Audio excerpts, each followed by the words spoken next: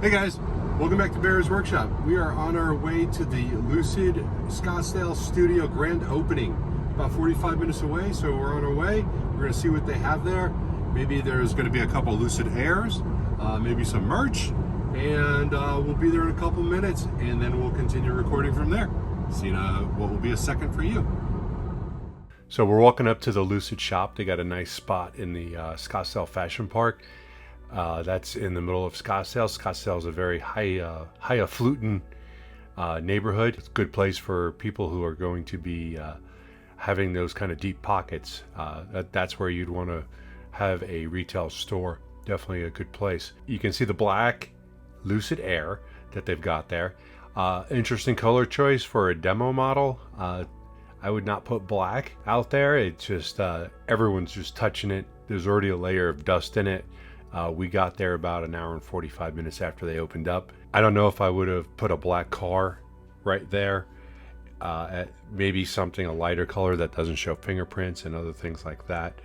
But the first thing we're going to look at is the frunk, because that's where we're walking up to. You can see the frunk right there. It's got a couple different flaps. It opens up, it closes. It doesn't close as smoothly as one would hope. I think there's a couple things that they can do to on the fit and finish. It fit fine, but just as you were closing it, it liked to close in on itself. But I think that's something that maybe they could work out in the future, or maybe they already have. This was an early production model. I think it was 131. We looked on the VIN number. So I don't know how old the car is, but it's probably been out there for a little bit of time doing demos like this. Inside the car, you can see the screen. It's supposed to be a decent sized screen. It's got a little curve to it, and then you've got the iPad-like console in the middle that comes down, and it also slides back in just so you could store it out of the way.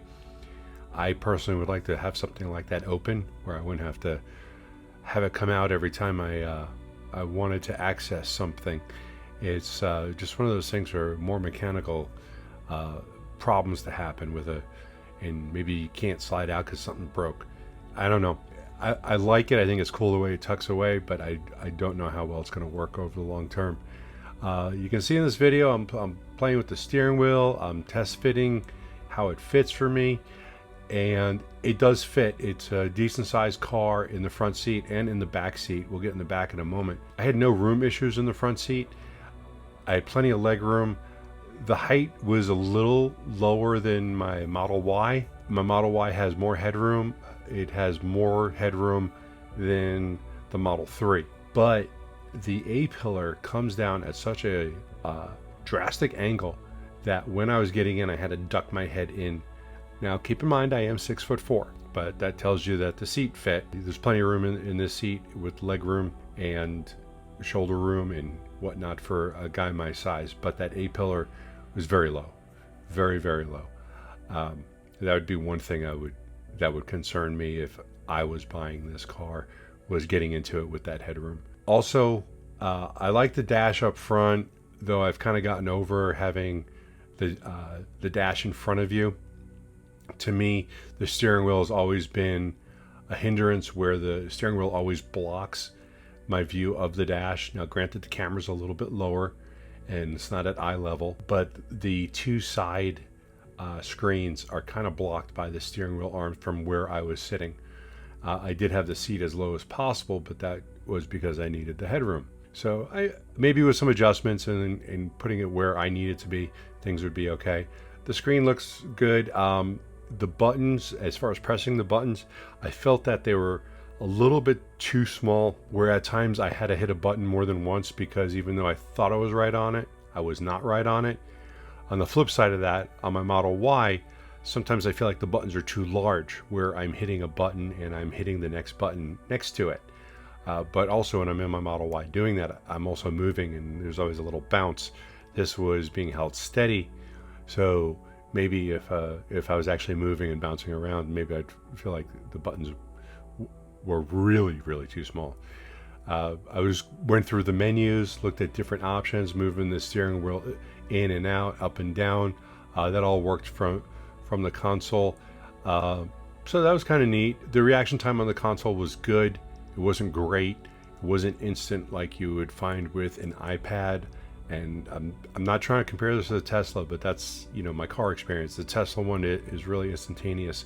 I don't know, just a couple milliseconds off or something. It just seemed a little bit behind where my finger was, and that's fine. Maybe, like I said, this is an older prototype, I'm assuming. The door handles on the outside, they're all in the open position. I think that's because it was probably in demo mode. I'm sure there's nothing wrong with it. I'm sure that will fold up nicely. The rims on the car, very nice. I like the style, but rims don't make the car in the end, because you can put anything on that you want. In the back seat, you can see I fit in it. If you can see my feet down there in my foot room, it was very adequate. I had no problems with foot room. I was in a Polestar earlier in the day, and my feet did not fit. Not only that, the Polestar had a hump in the middle for imaginary transmission. But there's plenty of room for my feet, and like I said, 6'4", size 14 American feet. Those are big feet, but there's plenty of room. Plus, I could tuck them underneath the seat if I wanted to. Now, in the back seat, when I was looking up at the glass at the top, I could have sworn I saw some bubbles or something wavy in the glass, which was a little surprising. I'm going to see if we can get that on camera. But the center console folds down, and then it has a little emergency reach through the back, so that goes right into the trunk. So I thought that was kind of interesting. You can get into the trunk if you've got a cooler back there or something like that. The fit and finish was nice inside. I mean, I like it. It wasn't amazing. I really expect this to have my socks knocked off of me. If you've ever been in a Mercedes S-Class, those things are detailed out to the max. Double stitching with diamond double stitching, all these little different features in it, and they're pretty cool. This didn't quite have that. But also, when you exit the car, I noticed there was a vent on the side, on the B-pillar, which I thought was pretty neat. The B-pillar vent to give you a little bit more air in the back. I think that's a nice touch. The trunk itself, the mouth of the trunk is not as big as it even looks on the screen. It's almost like you have to come into it horizontally because of the way that the trunk is shaped. There was a bag in the back. I don't know what was in there. It just seemed odd to have a bag like that in the back, unless that's something that comes with it. I didn't have a free hand, so I didn't open it up, and there's like dozens and dozens of people there. I didn't want them to think I was rifling through someone's bag. But that mouth of that trunk, I don't know, you might have some issues putting some things in the back there. I don't know. I would have to experiment and put things back there and see. But the back trunk lid it's almost more of a vertical entrance to the trunk as opposed to horizontal or a vertical to horizontal. So the trunk lid itself is actually pretty short if you go from the back window to the back lip of it. Not a lot of horizontal space, but it is deep. Once you get in there, it is deep.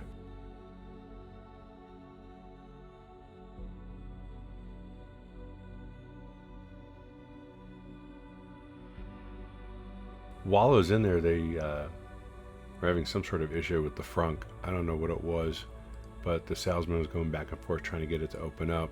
The look of the car overall, I mean, looks of cars are all personal. It matters only to the person who's buying the car. I don't mind the look. I think the look is kind of neat looking. It's not horrible to me. Other people don't like the look, but that's all a personal preference. Same thing with color and everything else. All those are personal tastes. My expectation that was let down was I thought the car was going to be bigger. I thought that there was going to be more space, and I just thought it was going to be an overall bigger car. So the fact that it's smaller than I thought was a little surprising. But I still think it works for what they've said. They never said it's going to be a giant S-Class or a Mavic style, recline all the way back, except that the high-end Lucid Airs are supposed to do that. But that's something for the future. It'll be interesting to see how much space you lose on the seats that recline all the way back, how much space goes from the trunk to you reclining in the back seat. Overall, it was a nice car. I'm not going to say I was overly excited. I'm comparing these to the Mercedes S-Classes, and I think there could be more style added. I'm not even sure which edition this was. I think this might have been the base Lucid Air, but I'm not even sure. There was a lot of people there, and not a lot of people that I can get their attention and find out. In the rest of the store, they had a lot of information about Lucid and Lucid technology and a couple different parts on display. So through the rest of this video, you're going to see the rest of those parts and the rest of the items in the store, including color choices that are live and not on the internet. And they also had a VR display that would show you, I guess, what it looks like when you're driving. We didn't do that. But the store is nicely set up, packed full of people. There was pictures from earlier that Rawlinson was there earlier in the day. I wish I'd gotten there a little bit earlier. I could have asked him if we could fly over the factory site, but that didn't happen. So go ahead, take a look at the rest of it. I included the VIN number on one of these pictures so you can see which number it is, 131, and enjoy the rest of the pictures. And I'll be back with you in a couple minutes to say goodbye.